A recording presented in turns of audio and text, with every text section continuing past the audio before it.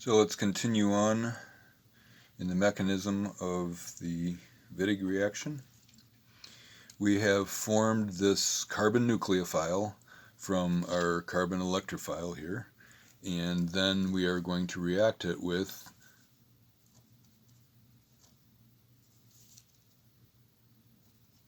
a carbonyl compound, an aldehyde in this case.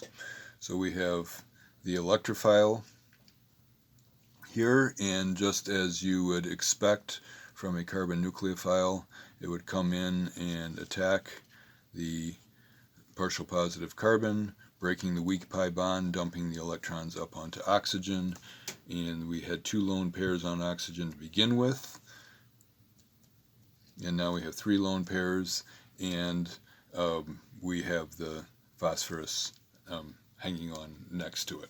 So at this point we have formed, here is our new carbon-carbon bond that we have formed there.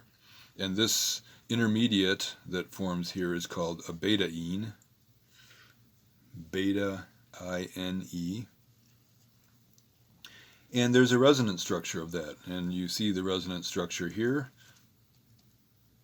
Oxygen used to have a negative charge and 3 lone pairs on it, and now it only has 2 lone pairs, but it has a bond here, so we've formed a new bond here to the phosphorus, and now again we have this expanded octet on phosphorus, and we have a neutral phosphorus with 5 bonds to it. And this intermediate, this resonance structure of the intermediate is called an oxaphosphatine.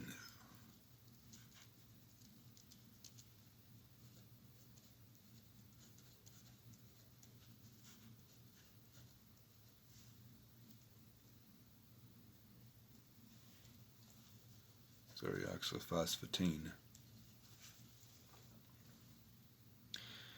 And then we go to see our final product. Boom, what happened here?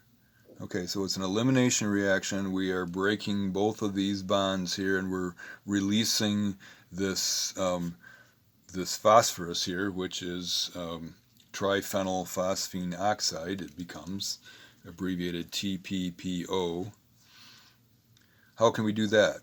Well, let's see what we can do with our bond. We need a double bond there. We need to break this single bond so we could flip this around there, and then flip this in here.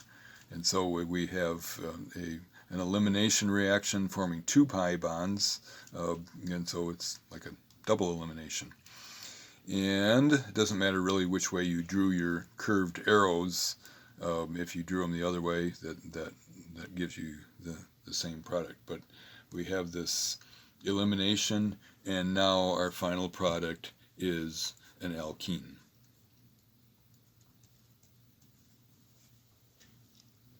So very useful reaction, and when we're looking at this final product, we look at this portion of it and we say this used to be an alkyl halide, right?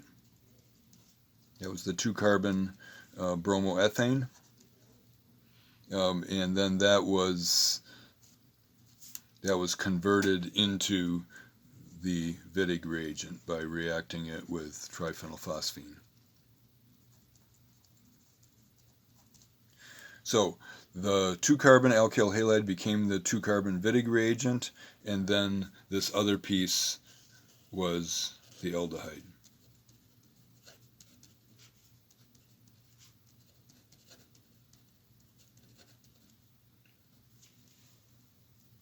And so just like looking at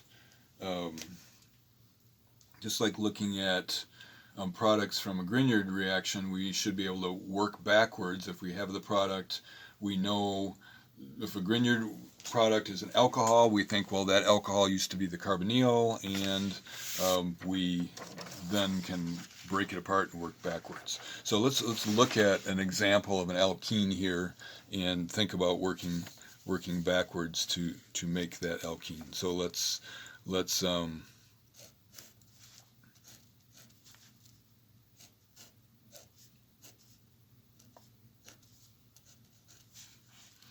let's make this alkene using a Witting reagent, or Witting reaction.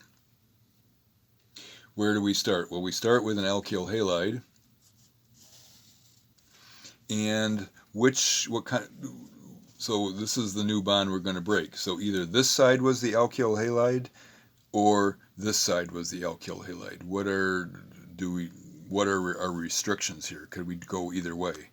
Well, if we had this as the alkyl halide, that would be a secondary alkyl halide, and our SN2 reaction at the beginning wouldn't work very well. So I guess we need to use this as our alkyl halide, which would be a 1, 2, 3, 4, 5 carbon chains there. So 1, 2, 3, 4, 5 carbon chain with a halogen on it. And step number 1, we're going to add triphenylphosphine to it, and that will add the kick out the bromine in an SN2 reaction, forming triphenyl, or forming the first compound that forms with the phosphorus on there, and then we will add butyllithium. There's an abbreviation for butyllithium, or you can show it 1, 2, 3, 4 with a lithium on it. And that is the second step. And then we are, when we do that, we're forming the intermediate, the ylide intermediate with the two resonance structures.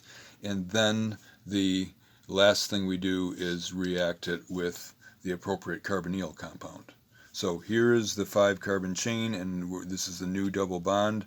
So this used to be a carbonyl here. So 1, 2, 3. So this is acetone. 3 carbon carbonyl compound. So we're reacting with acetone. And that's how we will put together, that's how we will make this compound by a Witting reaction. And somewhere I have some practice problems. I'm trying to remember if, I think there is, let's see here.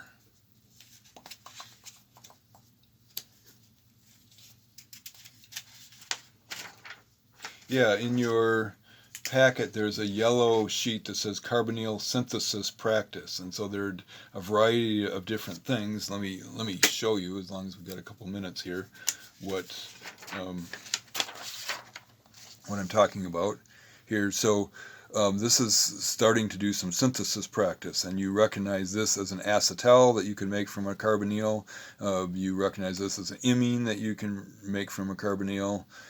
Here is a halide that you could make from maybe an alkene, which you make by a Witting reaction from a carbonyl. Here's another compound, a couple compounds here with double bonds in them that you can make directly in a Witting reaction from an alkene. And then here's another acetal that you can make from an alkene. And let me look in the textbook here. Yeah, so chapter 19,